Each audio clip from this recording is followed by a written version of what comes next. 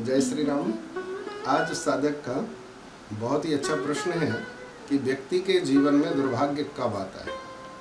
व्यक्ति के जीवन में दुर्भाग्य हमारे अपने कर्मों से आता है। कई कर्म हैं जिन कर्मों का हम शुभारंभ करते हैं तो हमारे दुर्भाग्य प्रकट हो जाते हैं। वह कौन कौन से हैं? सबसे पहले संस्कार विहीन होना, स्नान न करना, पूजन न करना, तिलक न लगाना, भगवान को न मानना, बड़ों का अपमान करना, बुजुर्गों का अपमान करना, माताओं का अपमान करना, बहनों का अपमान करना, उनके लिए दूषित भावना रखना। इन कर्मों के द्वारा, और भी ऐसे कर्म हैं, इन कर्मों के द्वारा हमारे जीवन में दुर्भाग्य प्रकट होता है।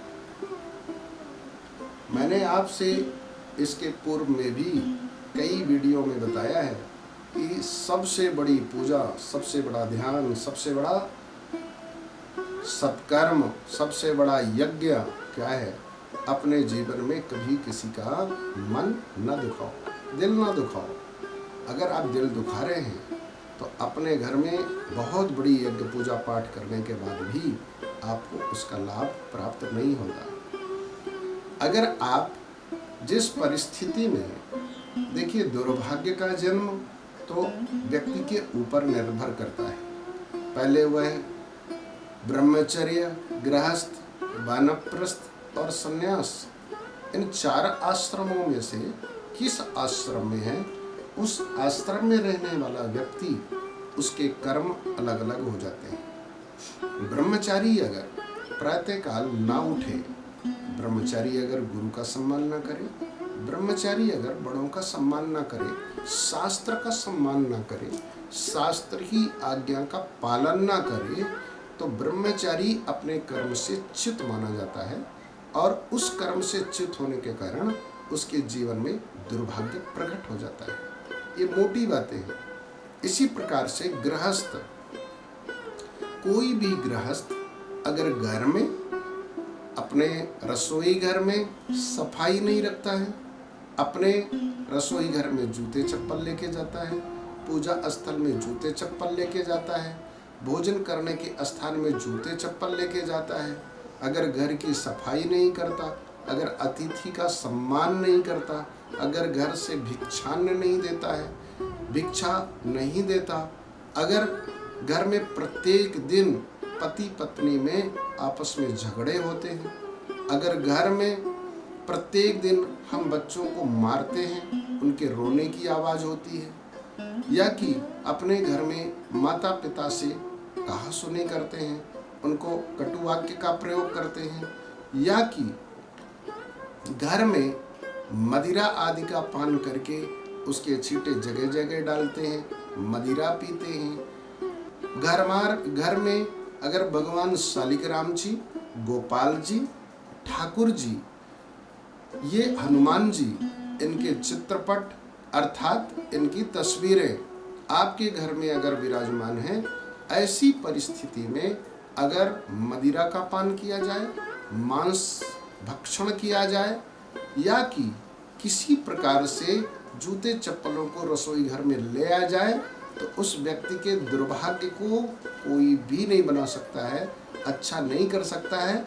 वह तो दुर्भाग्य का वहाँ जन्म हो जाता है और कई वर्षों तक उसके घर से वह दुर्भाग्य हटता नहीं है, उसका दुर्भाग्य प्रकट हो जाता है और वहाँ के रहने वाले लोग हमेशा दुखी होते हैं। ये तो गृहस्थ व्यक्ति का होगा। इसी प्रकार से वानप्रस्थी, वानप्रस्थी के कर्म में भी वानप्रस्थी व्यक्ति, अब कोई जरूरी नहीं है कि वो जंगल जाए तभी वानप्रस्थी माना जाएगा। अवस्था के अनुसार हर व्यक्ति को वानप्रस्थ स्वीकार कर लेना चाहिए। जीवन में ज़्यादा बाहरी वस्तुओं से अपने मन को समेटना चाहिए। संसार में रहते हुए भी वह अपने आप को एकाग्र करे, भगवान का स्मरण करे, द्वंद्व में जीवन न जिए, संसार की वस्तुओं से अपने इंद्रियों को मोड़ता हुआ अगर वह ऐसा जीवन में व्यवहार करता है तो निश्चित ही सौभाग्य की प्राप्ति होती है।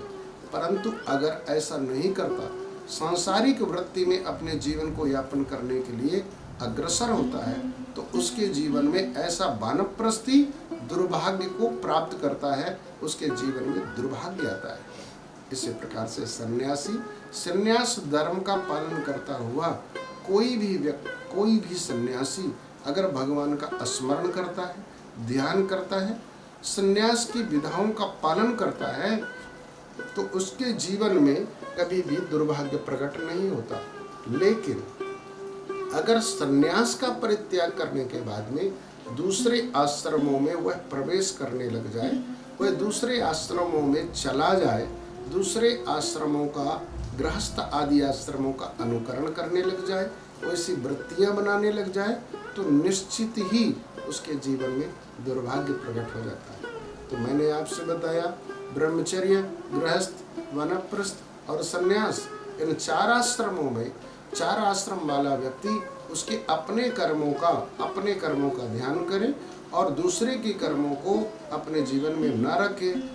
अगर दूसरे कर्मों को लेता है, अपने कर्म का परित्याग कर देता है, बस इतने में ही दुर्भाग्य प्रकट हो जाता है। इसलिए दुर्भाग्य को नाने दे, दुर्भाग्य को मिटाने की एक ही दवा है भगवान का नाम।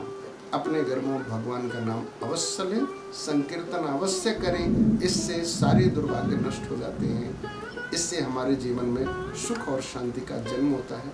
जय श्री राम।